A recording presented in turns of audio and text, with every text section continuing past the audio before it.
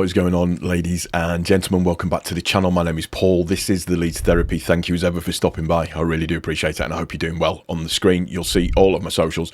Just make sure that you give those a follow for me.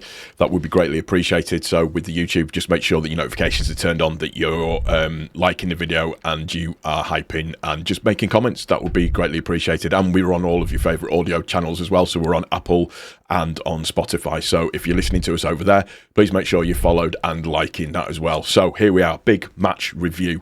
And our game against Tottenham has just finished, and the game finished 1-1. So a decent point on the road, a decent point in North London.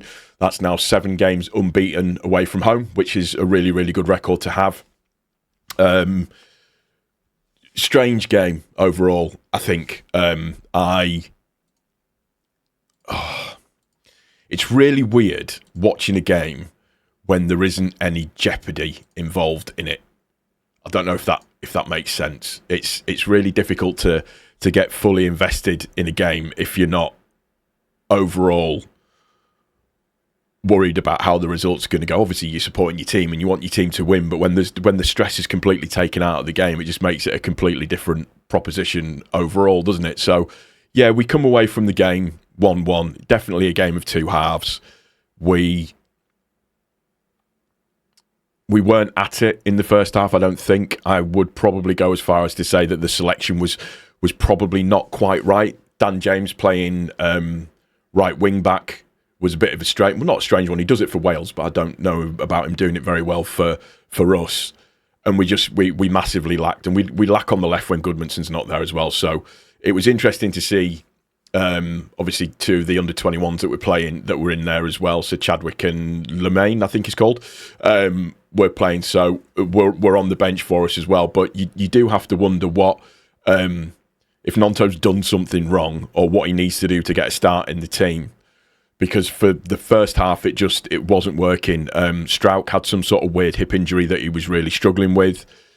It happened in the first half as well, so it looked like he was kind of really struggling with it. And all of the journalists were saying the same thing as well, that it wasn't looking. We weren't looking quite at it. I wouldn't say that we were on the beach by any stretch of the imagination. We weren't on the beach at all, but we just didn't look quite at it. We looked a little bit disjointed, a little bit kind of befuddled. People weren't putting in 100% performances. And do you know what? To a certain degree, you can almost forgive it because everybody's been playing at such a high stress level that it was bound to come down. But, you know, the match teaches you one thing. You look at that game in isolation, and you kind of go, well, that's the never say die attitude of Leeds United, isn't it? We don't roll over, unlike some teams. I'm not going to say anything more than that. But yeah, we come away with it with a draw, and overall, I'm kind of pleased. You know, it looked like Tottenham had the better of the first half quite easily, without really causing us very many problems. And I don't think there was very many saves that Darlow had to make within the entire game, to be honest with you. But we were soaking up the pressure quite well, but then there was a couple of instances on the break where we maybe could have done a little bit better than what we thought we did. We did have a penalty shout in the first half as well that I believe wasn't given. Was it the first half or the second half? I can't remember. That wasn't given. But if I just put up this picture now for you to have a look at the difference in the computer-generated image to the image that was actually used as the TV image. And then they say that he was offside by...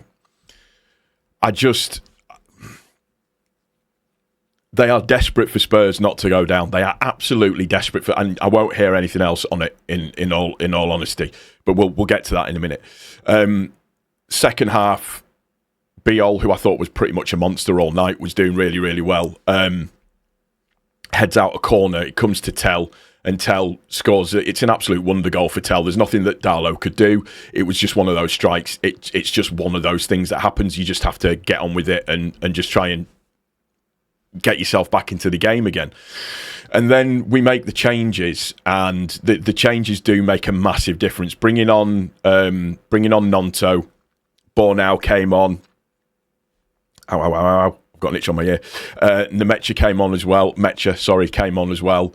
And it did make a big difference. Nonto is much more direct. He's a better defender than James as well, but just his overall looking for people and trying to get the ball to people, he makes a huge difference.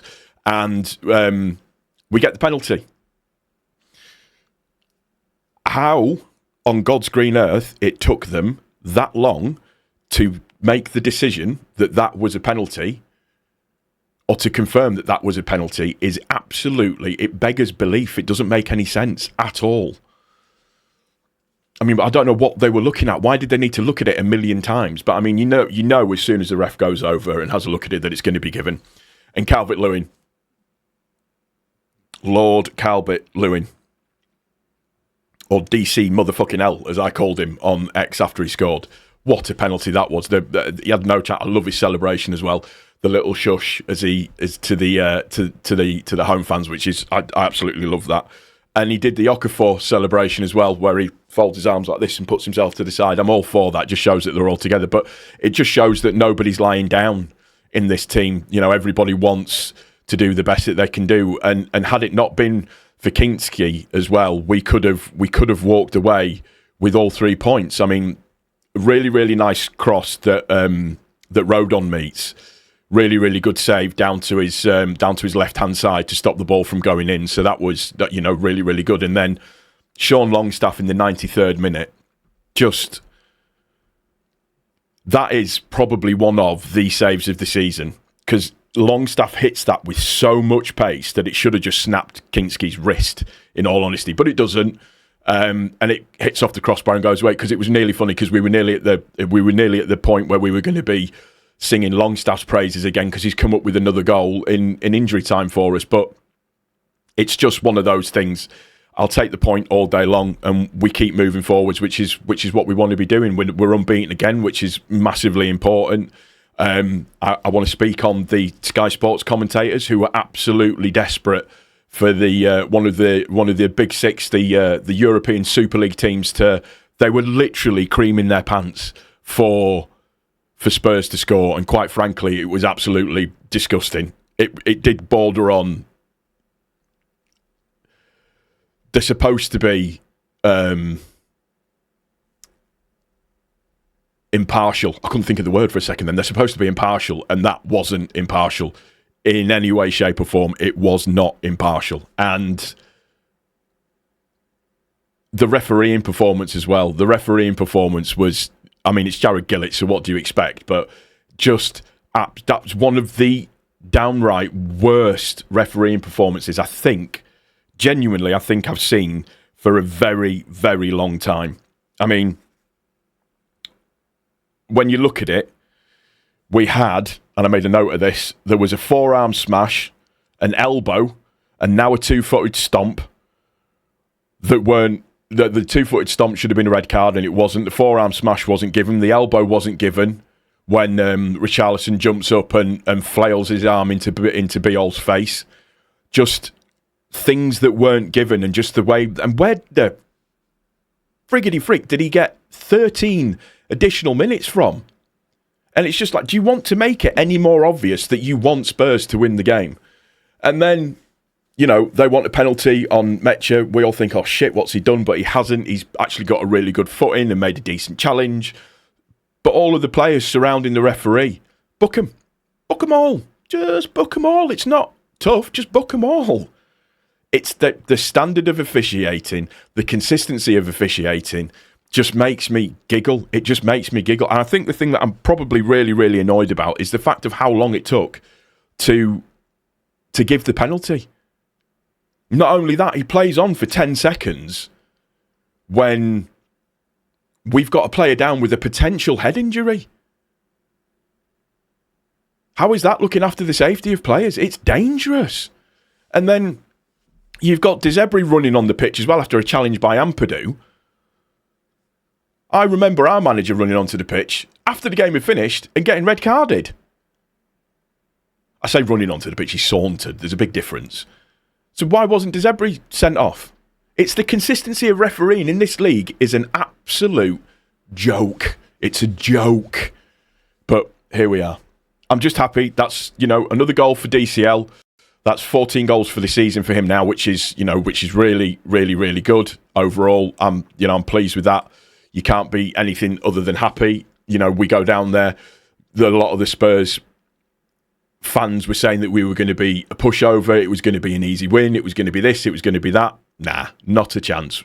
If it wasn't for Kinski, we would have walked away from that game tonight having won 3-1. We weren't good in the first half. We were much better in the second half.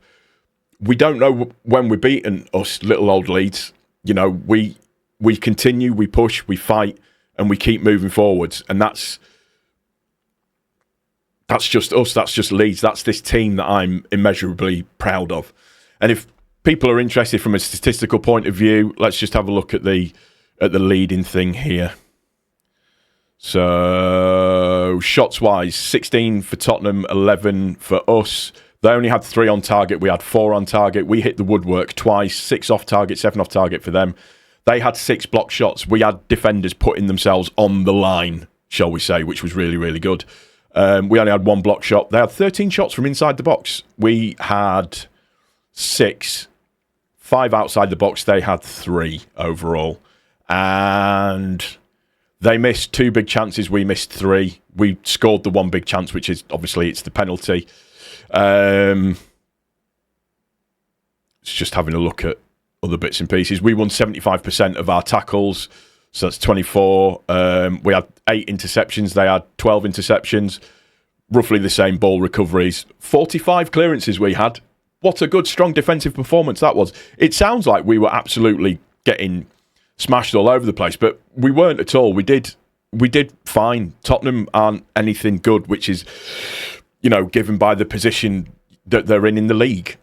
And then highest rated player. So for Tottenham, obviously it was Kinski with an 8, and then Tell with a 7.1 and Porro with a 7.1. For us, Ampadu with a 7.6, Biol with a 7.4, and Mecha with a 7.2. Mecha was very, very good when he came on. Very, very good. But yeah, that's it. That's all that I've got to say about it. Game of 2 halves.